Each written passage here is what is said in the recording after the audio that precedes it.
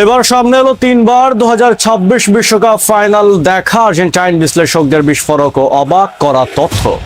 2026 বিশ্বকাপ ফাইনালের বুক ভাঙা হারের পর সামাজিক যোগাযোগ মাধ্যমে যখন ষড়যন্ত্র তত্ত্বের উত্তাপ তুঙ্গে, ঠিক তখনই বোমা ফাটালেন আর্জেন্টিনা দলের মূল মাস্টার মাইন্ডের একজন।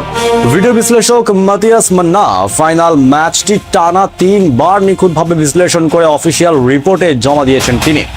কিন্তু কি বেরিয়ে এলো তার এই ভিডিও অ্যানালাইসিসে?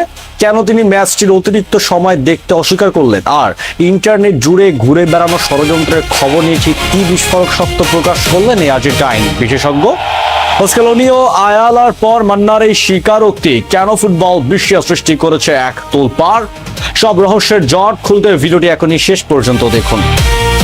2026 বিশ্বকাপে স্পেনের কাছে হারের ক্ষত এখনো তাজা। এই ফাইনাল ম্যাচটির চুলচেরা বিশ্লেষণ করতে পুরো ম্যাচটি বারবার দেখেছেন আর্জেন্টিনার জাতীয় দলকে কোচিং স্টাফের অন্যতম গুরুত্বপূর্ণ সদস্য ও ভিডিও বিশ্লেষক মাতিয়াস মান্না।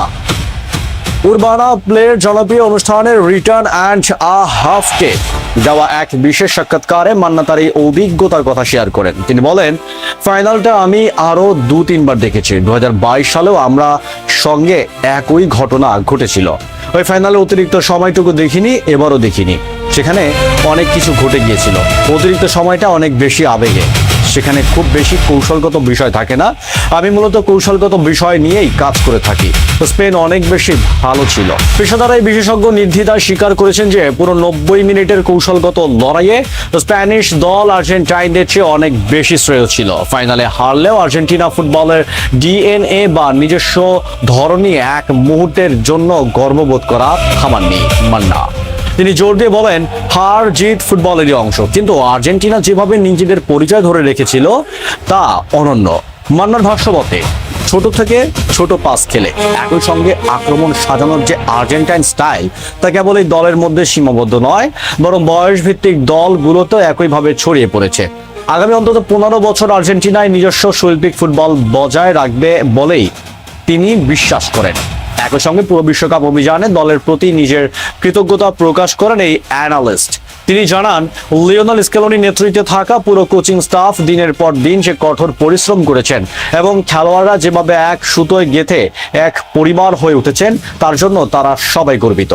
ফাইনালে হারের পর থেকে ইন্টারনেটের রেফারিং বা অনন্য বিষয় নিয়ে নানা ধরনের কাল্পনিক ষড়যন্ত্র তত্ত্ব ছড়ানো হচ্ছিল। তবে একজন দায়িত্বশীল বিশ্লেষক হিসাবে সোজা সাপটা ভাষায় সব ভুয়া দাবি উড়িয়ে দিয়েছেন মাতিয়াস মান্না। তিনি সাফ জানিয়ে দেন, সোশ্যাল মিডিয়ায় কোনো ঘটনা ঘটলেই মানুষ তার পেছনের ষড়যন্ত্রের গলি খোঁজা শুরু করে, কিন্তু বাস্তব সত্য হলো মাঠে যা ঘটেছে তার স্বচ্ছতই ঘটেছে।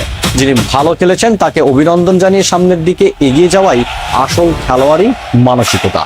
উল্লেখ্য, এর আগেও কোচ লিওনেল স্কেলোনি এবং সহকারী কোচ রবার্তো আয়ালা একইভাবে স্পেনের জয়কে মর্যাদা দিয়ে সব ধরনের ষড়যন্ত্রের কথা নাকচ করে দিয়েছিলেন। মান্নার এই মন্তব্য প্রমাণ করলো আর্জেন্টিনা ক্যাম্প হারকে অজুহাত দিয়ে থাকতে চায় না, বরং বাস্তবতা মেনে নিয়ে ভবিষ্যতে আরো শক্তিশালী হয়ে ফেরার প্রস্তুতি নিচ্ছে। কোনো বাহানা নয়, প্রতিপক্ষের শ্রেষ্ঠত্ব মেনে নিয়ে নিজেদের ভুল শুধরে নেওয়ার এই মানসিকতাই বলে দেয় আর্জেন্টিনা দল কেন এত মহান। বন্ধুরা, ভিডিও বিশ্লেষক মাতিয়াস মান্নার এই নিরপেক্ষতা বক্তব্য নিয়ে আপনার মতামত কি? আপনার কি মনে হয় স্পেনের বিপক্ষে ফাইনাল হারের পেছনে কোনো ভুল কৌশল ছিল, নাকি স্পেন সত্যি সেদিন সেরা দল হিসাবে জিতেছে? কমেন্ট বক্সে জানান আপনার বিশ্লেষণ। আমাদের অবশ্যই ভিডিওটি ভালো লাগলে লাইক ও শেয়ার করুন এবং আর্জেন্টিনার সব ফুটবল নিউজ ও ইনসাইড স্টোরি সবার আগে পেতে আমাদের পেজটি ফলো করে চ্যানেলটি সাবস্ক্রাইব করে সাথেই থাকুন। দেখা হচ্ছে পরের ভিডিওতে। ধন্যবাদ।